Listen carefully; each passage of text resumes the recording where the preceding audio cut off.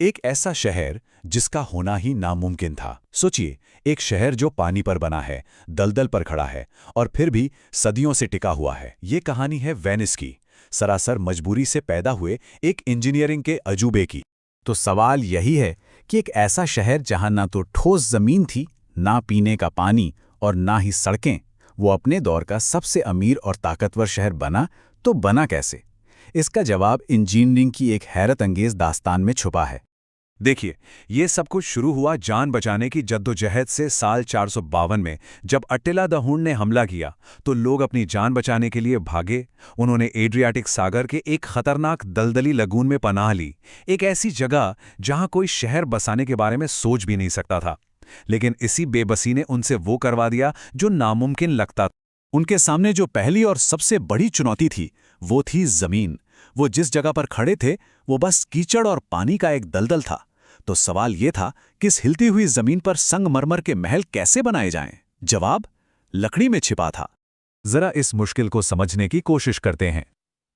मान लीजिए कोई ऐसी जमीन पर खड़ा है जो इतनी नरम है कि वो मुश्किल से ही किसी का वजन उठा पाए, और अब उस पर पत्थर के महल बनाने हैं। यही वो नामुमकिन सी लगने वाली चुनौती थी जिसका सामना वेनिस के लोगों को करना था। उन्हें जमीन को ही मजबूत बनाने का कोई ना कोई रास्ता निकालना ही था। और उनका जो हल था, वो जितना सीधा साधा था, उतना ही शानदार भी। अगर जमीन पर कुछ बना नहीं सकते, तो क्यों ना एक नई जमीन ही बना दी जाए। उन्होंने फैसला किया पानी के नीचे एक पूरा जंगल बसाने का।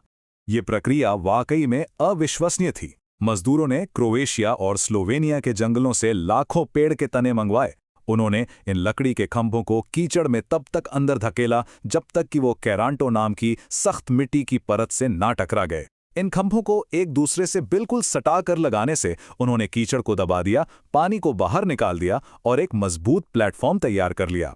इसके ऊपर उन्होंने लकड़ी के तख्ते रखे और फिर पानी से बचाने वाले स्ट्रियन पत्थर की एक परत बिछाई। यही थी वेनिस की पहली असली नींव।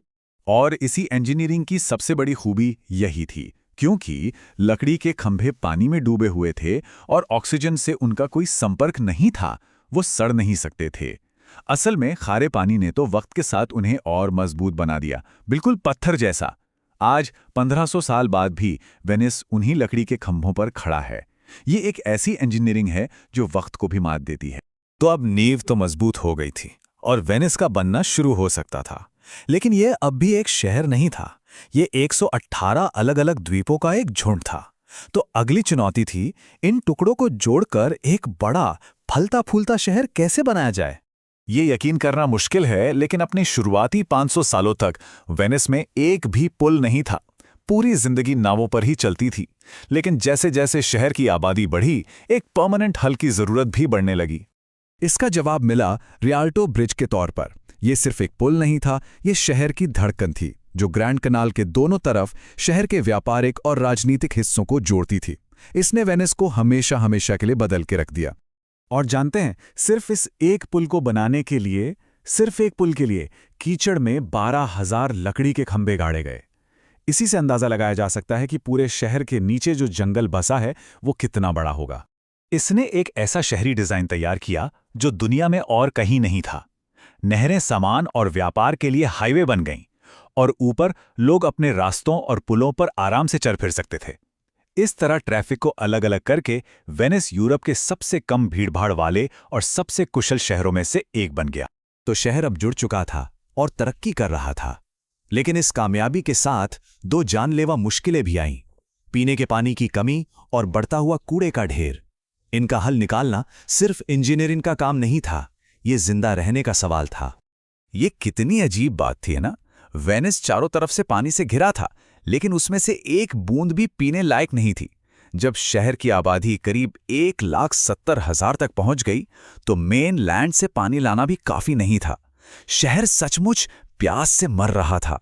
एक बार फिर वेनिस के इंजीनियरों ने एक शानदार हल निकाला। उन्होंने पीने के पानी के इकलौते सोर्स का इस्तेमाल करने का फैसला किया, वो पानी जो आसमान से बरसता था।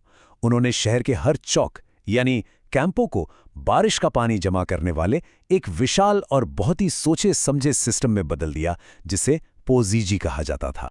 यह सिस्टम ऐसे काम करता था, उन्होंने चौक के नीचे एक बहुत बड़ा गड्ढा खोदा और उसे वाटरप्रूफ मिट्टी से सील कर दिया। फिर उसे रेत और बजरी की परतों से भर दिया, जो एक बहुत बड़ा नेचुरल फिल्टर बन गया। बारिश का पानी चौक की नालियों से बह के इस फिल्टर से छनता हुआ साफ होता और बीच में बने एक कुएं में जमा हो जाता। ये एक सरल और कारगर सिस्टम था जिसने शहर को सदियों तक जिंदा रखा। पानी की समस्या तो हल हो गई, लेकिन साफ सफाई का क्या? इसके लिए वेनिस के लोगों ने कुदरत को ही अपने शहर की सफाई में लगा दिया। 16वीं सदी तक उन्होंने सुरंगों का एक जाल बना लिया जो इमारतों को नहरों से जोड़ता था। दिन में 2 बार समंदर का ज्वार भाटा नहरों से गुजरता, सारा कचरा अपने साथ बहाकर खुले समंदर में ले जाता। ये एक सेल्फ क्लीनिंग शहर था जो ज्वार की ताकत से चलता था। तो जब हम इन सभी कमाल की चीजों को एक साथ देखते हैं, नींव, नहरें, कुएं और ज्वार से चलने वाले सीवर, तो एक पूरी तस्वीर सामने आती है। वेनिस सिर्फ एक खूबसूरत टूरिस्ट डेस्टिनेशन से कहीं ज्यादा है। ये इंसानी दिमाग और मुश्किलों से लड़ने की हिम्मत का एक जीता जागता सबूत है। 1000 साल से भी ज्यादा वक्त से ये शहर लकड़ी के एक ऐसे जंगल पर तैर रहा है जो अब पत्थर बन चुका है। ये इस बात का एक मजबूत सबूत है कि कैसे रुकावटें, चाहे वो कितनी भी बड़ी क्यों न लगें, नई सोच और नए आविष्कारों को जन्म दे सकती हैं। और सबसे हैरान करने वाली बात यह है कि यह सब आज भी काम करता है। जिन तरीकों से मध्य युग में वेनिस को बनाया गया था, वही तरीके आज भी इसे जिंदा रखे हुए हैं।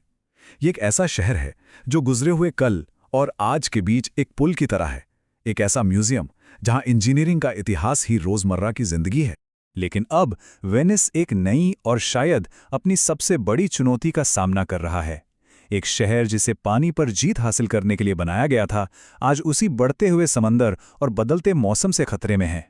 सवाल ये है कि क्या अतीत की समझदारी भविष्य की मुश्किलों पर जीत हासिल कर पाएगी? इसका जवाब तो वक्त ही देगा।